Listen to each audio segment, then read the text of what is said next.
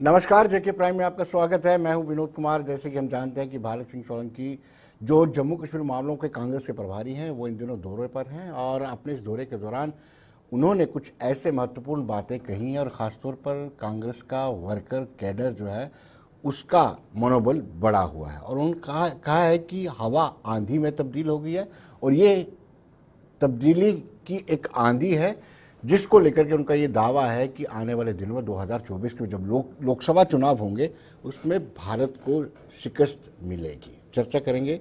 नम्रता शर्मा कांग्रेस से हैं। नम्रता जी, आपका स्वागत है। Virendra Sonu People's Democratic Party से हैं और सरबजीत सिंह भारतीय जनता पार्टी से ताल्लुक रखते हैं।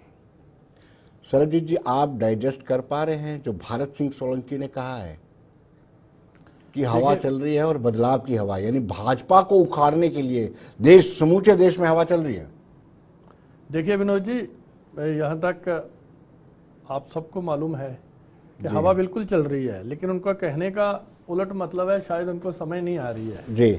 अभी चंद दिन पहले रिजल्ट आए हैं, आपने देखा कैसे माननीय प्रधानमंत्री मोदी जी की क़यादत में पूरे हिंदुस्तान में लोगों ने आज मन मनाया हुआ है जी। मैं आपको कहना चाहता हूं कि पिछली बार अगर हमने 303 सीट ली थी, इस बार भारतीय जनता पार्टी का जो टारगेट है वो 404 सीट पे है जी। तो ये एक बुखलाए हुए लोग हैं पहले से। आपने देखा कि किस कदर इनको शिकस्त मिली है और ये जितनी इनको पता नहीं चल रहा है कि इनकी जमीन कहां से खिसकी हुई है, इनको रियलिटी का पता नहीं चल रहा है। लोग आज विकास देख रहे हैं। आज देखिए यहाँ जम्मू कश्मीर से लेकर पूरे हिंदुस्तान में विकास की जो एक लहर चल रही है। यहाँ पर क्या होता था, आज से पहले मैं खुद डीडीसी मेंबर हूं, मैंने कभी नाम भी नहीं सुना था डीडीसी मेंबर क्या होता है। यहाँ पर 3 टायर सिस्टम लगा के पंचायतों को घर घर पंच, सरपंच, वीडीसी, डीडीसी जो विकास यहाँ जम्मू कश्मीर में दफा 370 के बाद ये जो इलेक्शन हुए इसके बाद जो चला है, आप भी देख रहे हैं। ये कहा इन्होंने, इनके सब मंत्री और एमएलए सब उनके हाथ में होता था। मुझे खुद पता है, मैं पिछले 30 साल से राजनीति में हूं। कभी एक खंबा भी लेना पड़ता था तो हमें मंत्री के घर जाना पड़ता था। आज घर घर विकास जो है जहां जम्मू कश्मीर में पहुंचा है, ये तो बड़ी छोटी बात है। मैं कह रहा हूं कि यहाँ एम्स, यहाँ क्या था पहले, कितने मेडिकल कॉलेज थे, यहाँ 200 बच्चे डॉक्टर बनते थे, आज 1600 बच्चे बन रहे हैं। तो ये लोग सब जानते हैं, लोग देख रहे हैं। हर यहाँ पर किसानों के लिए, यहाँ पर मजदूरों के लिए अभी विश्वकर्मा स्कीम आई, आप देख रहे हैं कैसे यहाँ पर छाए हुए हैं लोग, रोज यहाँ फॉर्म भर के दे रहे हैं। मैं कह रहा हूं कि छोटे से छोटे आदमी का भी ध्यान हमारे माननीय प्रधानमंत्री मोदी जी ने रखा है। इतनी स्कीम्स हैं कि सुबह से लेकर रात तक भी मैं उनका गुणगान करता रहूं तो नहीं खत्म होंगी। तो ये एक ऐसे बुखलाहट है कि यहाँ उखड़ी हुई जमीन है, हवा बिल्कुल चल रही है, लेकिन भारतीय जनता पार्टी और माननीय प्रधानमंत्री मोदी जी की आज लोगों ने देखा है पिछले 70 साल से। देखिए कैसे हमारा जो, चलिए नम्रता जी से जानते हैं। नम्रता जी, हवा चल रही है, ये सरबजीत जी का कहना है हवा चल रही है, लेकिन ये हवा जो है, हवाओं का रुख जो है प्रधानमंत्री नरेंद्र मोदी के फेवर में है, भारतीय जनता पार्टी के फेवर में, ये सरबजीत जी का कहना है। देखिए, जो भरत सिंह सोलंकी जी ने कहा, उन्होंने भारत की नब्ज देख के और पूरी बात कही।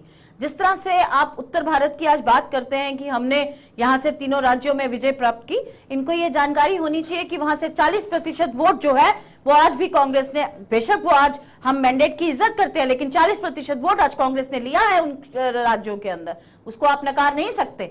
और आज उत्तर भारत की अगर मैं ये बात कर रही हूँ कि 40% वोट, वहीं अगर मैं बात करूं अपने साउथ इंडिया की, वहां आप भाजपा वाले कितने प्रतिशत वोट के मालिक हैं? तो क्या भारत में सरकार सिर्फ आप इन्हीं राज्यों से बनाने वाले हैं? मैं आपसे 3 बातें कहूंगी और मैं उम्मीद करती हूं विनोद जी की मुझे उसमें टोका नहीं जाएगा। आज जिस तरह से सीजेआई को बाहर रख के कल सुप्रीम कोर्ट के तमाम जजों ने निर्वाचन आयोग के आगे प्रदर्शन किया, कितना दुर्भाग्यपूर्ण है कि सीजीआई को आपने बाहर निकाल दिया इससे, इलेक्शन कमीशन से। तो मुझे ये समझ नहीं आता, पहले प्रधानमंत्री, इलेक्शन कमीशन ऑफिसर और जो लीडर ऑफ ऑपोजिशन होता था, ये तीनों तय करते थे कि अगला इलेक्शन कमीशन कौन होगा, राइट? आज यही तय करेंगे, कल को सरबजीत जी को उठा के ये इलेक्शन कमीशन बना सकते हैं कि हाँ भाई ये मेरा अपना बंदा है, तो 2 वर्सेस 1। आप मुझे बताइए कि आज जिस तरह से धजिया कॉन्स्टिट्यूशन की उड़ाई जा रही है, क्या इससे पहले उड़ाई गई थी? तो आज जो एक आम इंसान है वो ये समझ रहा है कि किस तरह से कॉन्स्टिट्यूशन की धजियां उड़ा के देश को किस ओर ले जाना चाहते हैं मोदी जी। वही मैं अगर धर्म के अंदर बात करूं, आज राम मंदिर जिसका 22 तारीख को ये उद्घाटन करना चाहते हैं और प्राण प्रतिष्ठा मोदी जी करना चाहते हैं, क्या भूमिका है मोदी जी की उसमें? अडवाणी जी और लाल कृष्ण मुरली मनोहर जोशी जी को फोन करके कहा गया कि आप उसमें ना आए। आप उनके घर में ही कलह डाल रही हैं। हाँ, आप उनके घर में ही कलह डाल रही हैं। नम्रता शर्मा जी को ये नहीं पता है, मेरी बात पूर्ण होने दीजिए। नम्रता शर्मा जी को ये नहीं पता कि कांग्रेस ने 15 वकील इस राम मंदिर बनाने को रुकवाने के लिए खड़े कर दिए। उन्होंने कहा था कि पूरी बात करने का, बिल्कुल बिल्कुल बिल्कुल। धर्म के अंदर आज किस तरह से घुस के मोदी जी क्या शंकराचार्य हैं? क्या पीठाधीश है?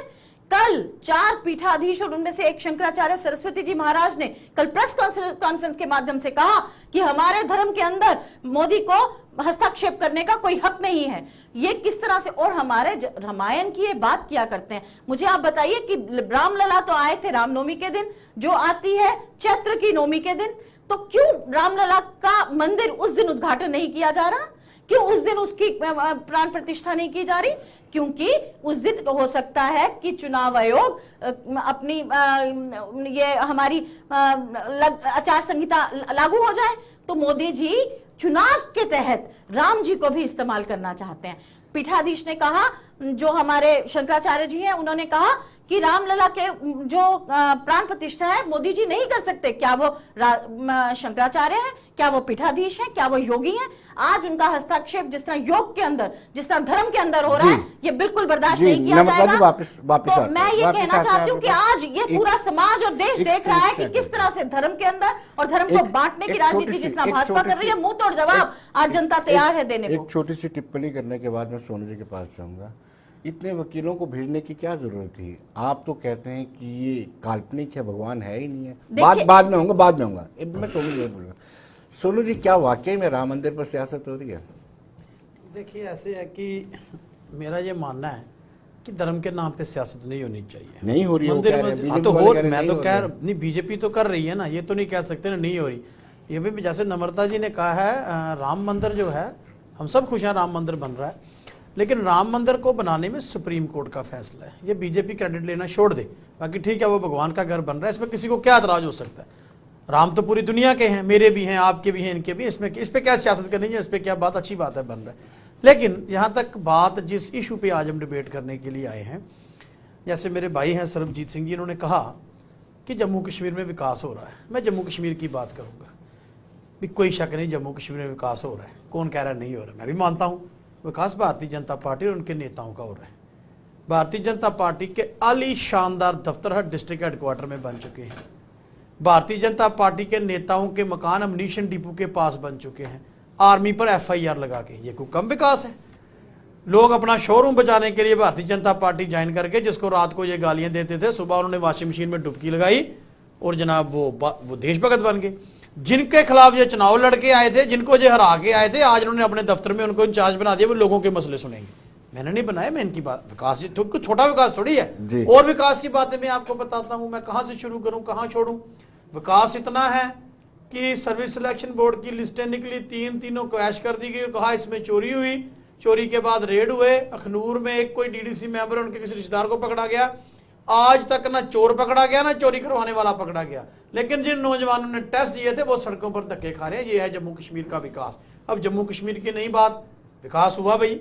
272 फ्लैट JDA ने अर्बन स्लम को दिए, उसमें 70% लोग बाहर के लोगों को दे दिए। विकास तो ये कर रहे हैं, कौन कहता है विकास नहीं कर रहे हैं? दिल्ली वाले विकास अडानी बानी का कर रहे हैं, ये जहां पर और जो कंपनी उनका विकास कर रहे हैं। स्मार्ट सिटी में 8 कंपनियां काम कर रही हैं, 5 बाहर की हैं, 3 कश्मीर की हैं, लेकिन नेता ये जम्मू के बने हैं, वकालत जम्मू की करते हैं।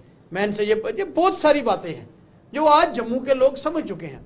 अगर भाई मैं मानता हूं अगर वाकई बीजेपी के हक में विनोद जी वेव चल रही है, तो भाई आप म्युनिसिपल इलेक्शन से क्यों भागे?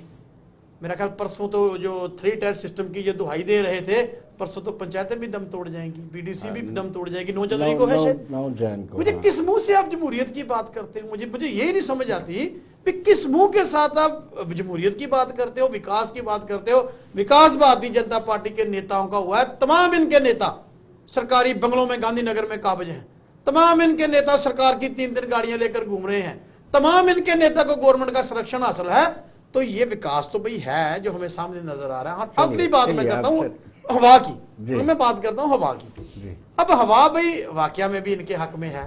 अगर इनके हक में है, ये म्युनिसिपल इलेक्शन से भागे, ये पंचायत इलेक्शन से भागे, ये असेंबली चुनाव से भागे, पार्लियामेंट इनकी मजबूरी है, क्योंकि ये घर बैठ जाएंगे, करेंगे क्या?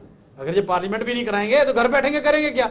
अब ये पार्लियामेंट का चुनाव कराना चाहते हैं। बाकी एक बात इसमें क्लियर है भी, एक चीज आप देखिए, आपके पास गवर्नमेंट मशीनरी, ईडी, एनआईए, बहुत सारी और एजेंसीज आपने लगाई, लेकिन 40% लोगों ने वोट आपके खिलाफ डाला जी। इसमें बात ये समझनी चाहिए, 40% नहीं, ज्यादा डाला, लेकिन एक बड़ी पार्टी को 40% डाला है। लेकिन एक बात मैं इसमें क्लियर कर देना चाहता हूं कि भाई लोग जो है ना, लोग अपने चेहरे के दाग किसे नजर आते हैं, अपने चेहरे के दाग किसे नजर आते हैं, वक्त हर इंसान को आईना दिखा देता है। लोग इनको आईना दिखाना चाहते हैं, आईना लोगों के सामने आने देना चाहते हैं।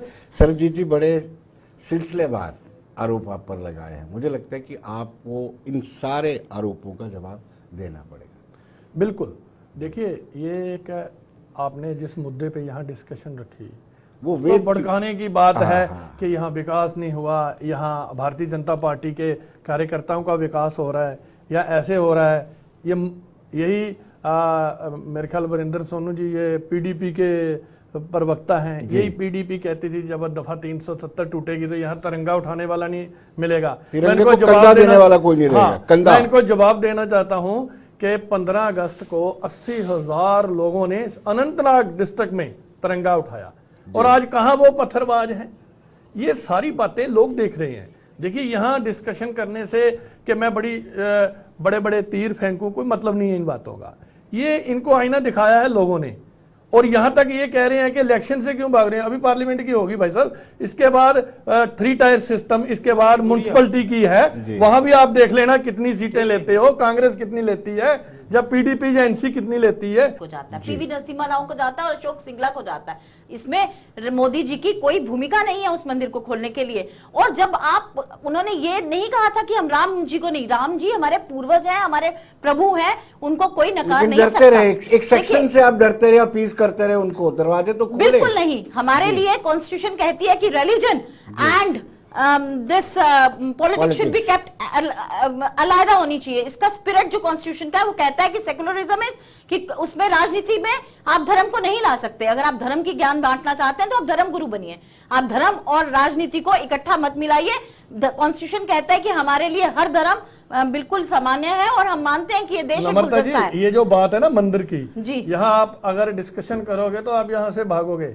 ये किसने स्टार्ट किया? आपने 15 वकील ये रामलला के मंदिर के खिलाफ वहां पर कांग्रेस ने बढ़ाए, जब आप बोल वहां पर कांग्रेस ने बढ़ाए, हमने थोड़ी। फिर जब आप ये महिला की बात कर रहे थे, आप तो मुझे बोलना ही नहीं देना चाहते, आप डर क्यों रहे हैं? राम मंदिर को जब आप बनाने नहीं देना चाहते थे, तो आज जब बन रहा है तो आपको खुशी ये बात एक्सेप्ट करनी चाहिए। राम मंदिर की खुशी आपसे ज्यादा नम्रता शर्मा को है। नम्रता शर्मा अभी एक खुशी मनाइए, यही अच्छा है जी, हर्षोल्लास है, लेकिन राम जी आपके नहीं है।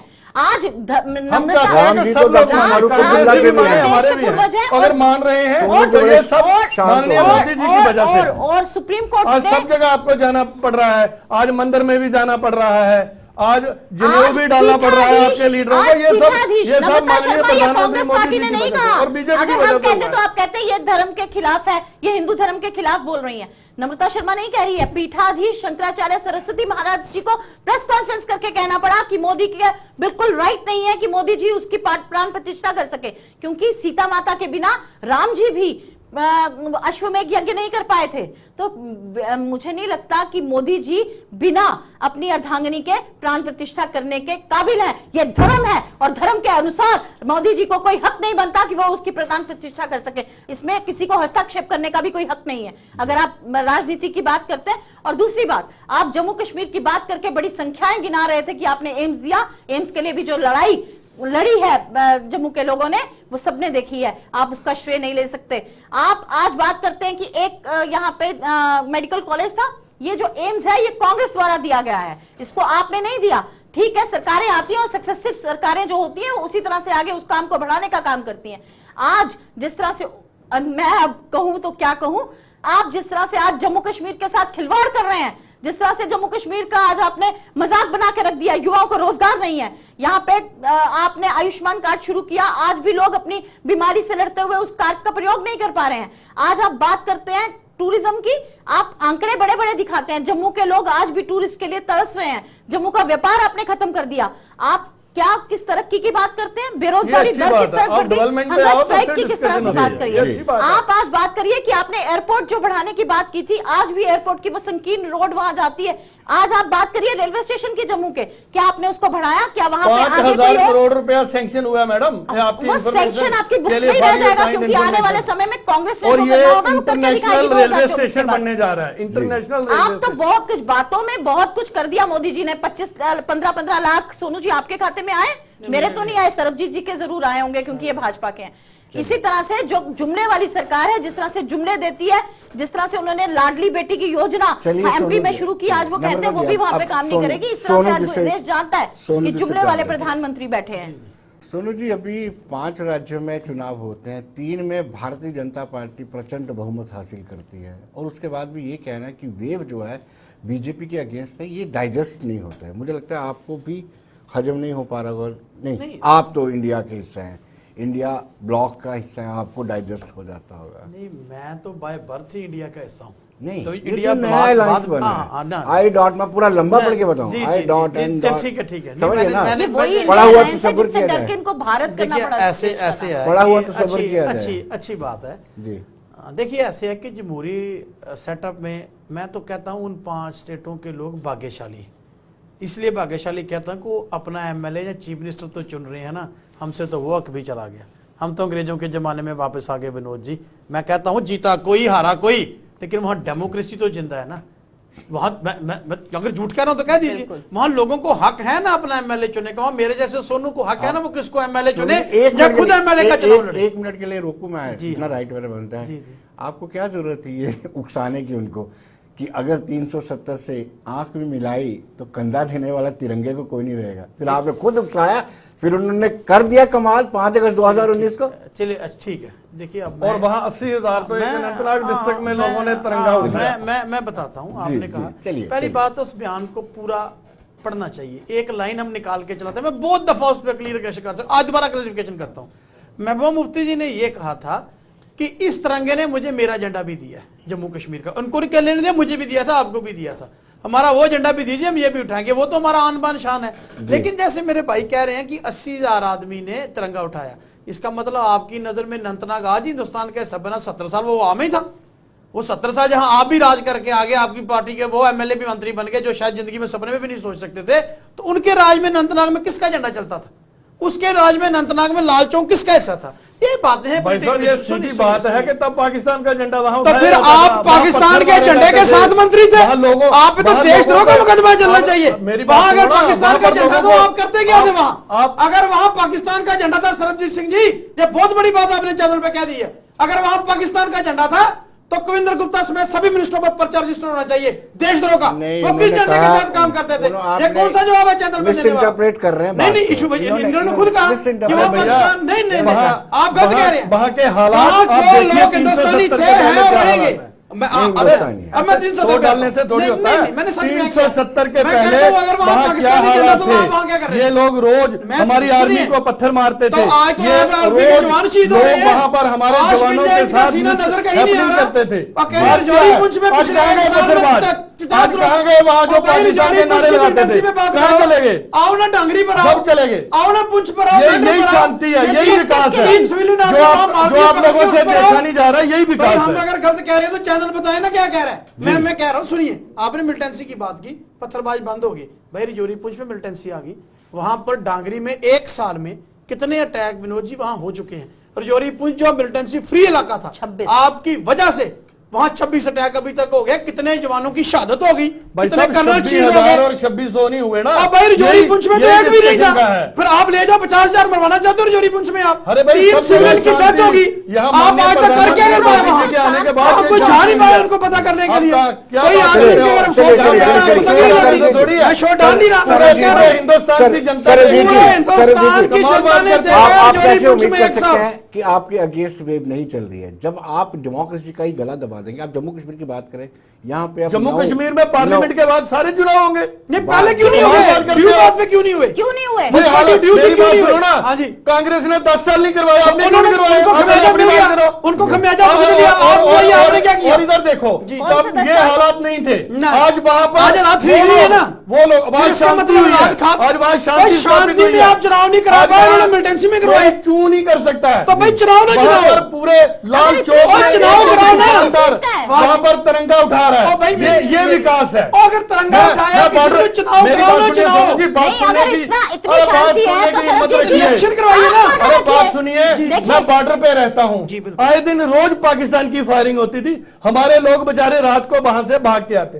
है। माइकल लाल आज पाकिस्तान की हिम्मत और क्या कि बॉर्डर पे वो फायरिंग करे। कह रहे हो? हमारे कितना लोग चाहिए झूठ जीरो बोलते हो? जीरो बॉर्डर पे चाहिए। आपने वहाँ कहा 50-50 था लाख रुपए का प्राइम मकान मिनिस्टर बनाया, बनते ही कमाल देश बात के करते हालात हो। सुधर जाएंगे। आपको दिखता ही और नहीं है। चोरी पूंछ में क्या हुआ वो आपको बताइए। सिर्फ राजनीति दिख रही है। हमें तो अरे समझिए। वो भी आ जाएगी, इलेक्शन में आ जाएगी, पता चलेगा वो आप आ कहाँ खड़े जाएगी। हो। जी, आप सोनू कहाँ जी, खड़े हो पता चल जाएगा। सवाल ये उठता है, मैं सोनू जी से भी और नम्रता जी से भी ये बात करूँगा, कुछ बदलाव होता है तो उसको ऑन करना चाहिए हमें। हाँ बिल्कुल। जैसे पहले कैलेंडर निकलता था, कहाँ है? पत्थरबाजी होती थी, अलगाववादियों को सिक्योरिटी मिलती थी, अलगाववादियों को बच्चों को नौकरी दी हुई थी, आहिस्ता आहिस्ता खत्म। कुछ तो बदलाव आया है, आपको मानना तो पड़ेगा। देखिए मैं आपको बताता हूँ जी। बदलाव, मैंने पहले भी एक बार कहा था, अगर बदलाव आप कहेंगे, फिर वो लिकर पॉलिसी, फिर आप कहेंगे वो जम्मू कश्मीर का ऐसा नहीं है, वो चीजें कहते मुझे बताइए।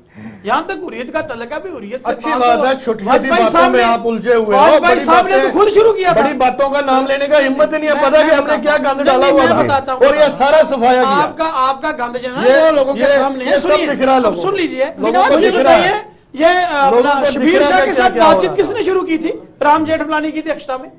ये आज बड़े देशभक्त आ गए हैं ना, इनसे पूछिए जब राम जेठमलानी साहब कश्मीर मसले पर बात करने के जो थे, अब बदलाव कौन किया लोग जा रहा थे? है वो ठीक नहीं है। हाँ जी। अलगाववादियों के खिलाफ कार्रवाई की जा रही है, वो ठीक हमने नहीं है। कब कहा जो वो देश आपको के खिलाफ है सूट उसके करती खिलाफ है। कीजिए कार्रवाई। जी, जी। हमने ये कत्ल भी करें तो बिट्टा चलता नहीं होता, बिट्टा आप भी कराटे, बड़े होते हो जाते हैं बदनाम। बिट्टा कराटे, यासीन मलिक, इनके खिलाफ कार्रवाई नहीं होनी चाहिए। मैंने कहा जो देश जी। के खिलाफ है उसके खिलाफ भाई, कार्रवाई नम्रता जी कीजिए। कुछ बोलना चाहते हम हैं। आपके नम्रता साथ जी आप हैं। कुछ बोलना चाहते परेशानी हैं, है, आप यही बोलना हो रही चाहते है। हैं। तो आपके दफ्तर में तालिब हुसैन पकड़ा गया तो आपके ऊपर एफआईआर क्यों नहीं रजिस्टर्ड हुई?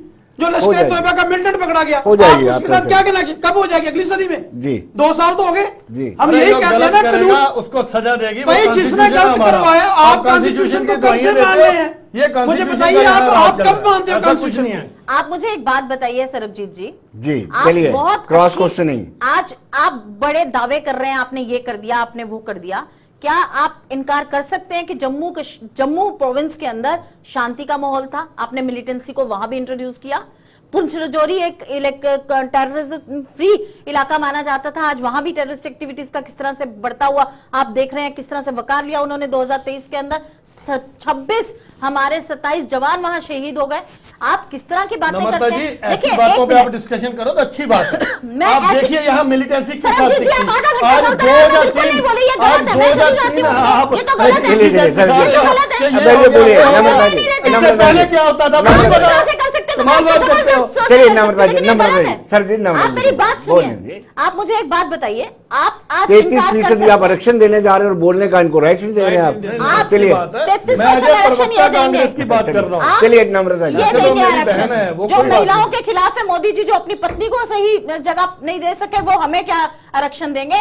मैं इनसे ये जानना चाहती हूँ कि आप मुझे बताइए कि आप इनकार कर सकते हैं कि आपने सारा कुछ आउटसोर्स नहीं कर दिया आज गाजीपुर वाले ने यूपी को और गुजरात को? आप इनकार कर सकते हैं? क्या मेरे जम्मू के युवा को आपने बेरोजगार नहीं कर दिया?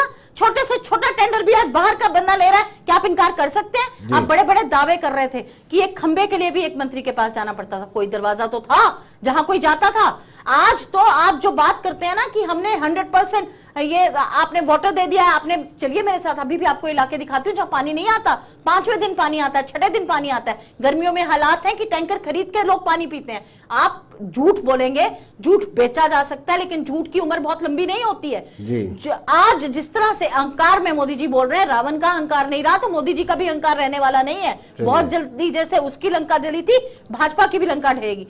मैं आपसे ये कहना चाहती हूँ कि आपने जो कुछ जम्मू कश्मीर के साथ किया, 370 हटाने का आपका एक लक्ष्य था, क्या आपका यह भी लक्ष्य था कि जम्मू कश्मीर के लोगों से उनके तमाम राइट्स छीन लिए जाए? क्या जम्मू कश्मीर के बच्चे ने कभी मांग की थी कि मेरी नौकरियों पे आके बाहर के लोग डाका डाल दें? जी। क्या लोग यहाँ के लोगों ने ये कभी आपसे मांग की थी कि यहाँ की महिलाओं को इस तरह से उनके साथ दुर्व्यवहार हो, उन पे भी लाठियां बांधी जाए? चलिए तो चलिए, आज मुझे गाजीपुर जाने का मौका मिला, मैंने वहां जाके देखा कि किन हालातों में वहां के लोग रह रहे हैं। चलिए, तो ये जो आए हैं ना यूपी के, समय का अभाव है नम्रता जी, समय का अभाव है नम्रता जी। आप हमारे कार्यक्रम में हैं, आपका बहुत बहुत शुक्रिया। सोनू जी आपका धन्यवाद, आपका सरबजीत जी आपका भी बहुत बहुत शुक्रिया। तो दर्शकों, आप बने रहे देश दुनिया की खबरों के लिए और मुझे दीजिए इजाजत। नमस्कार।